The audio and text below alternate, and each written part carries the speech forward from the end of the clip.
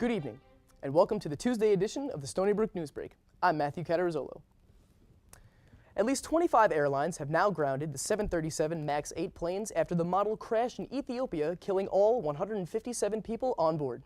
This is now the second MAX 8 plane that has crashed in a 5-month period.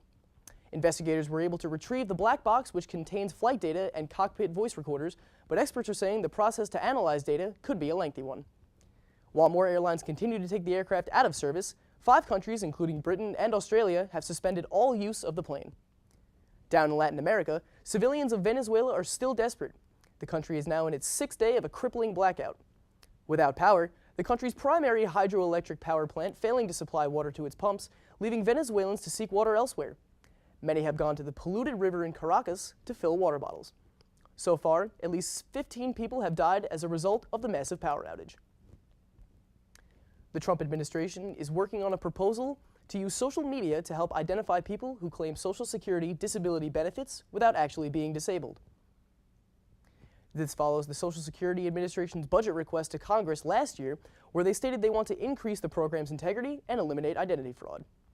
President Donald J. Trump announced in his 2020 budget draft this morning that he plans to cut $25 billion from Social Security. He is expected to issue several more proposals sometime this week.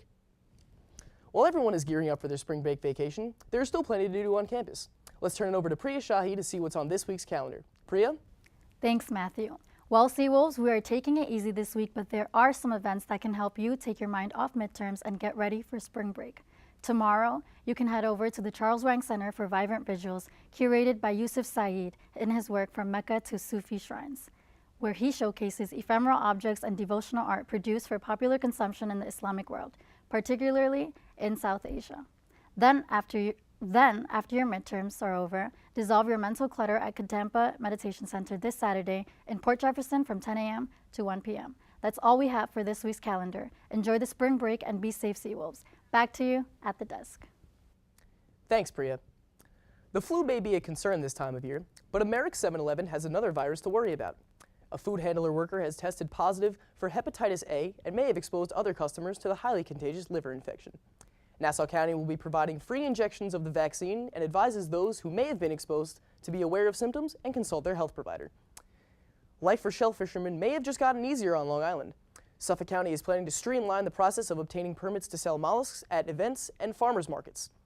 Under the proposed legislation, sellers will no longer have to apply for individual permits for each event they attend, but instead have a single annual permit for shellfishers who plan to sell oysters, clams, and other mollusks at farmers markets, wineries, and other special events.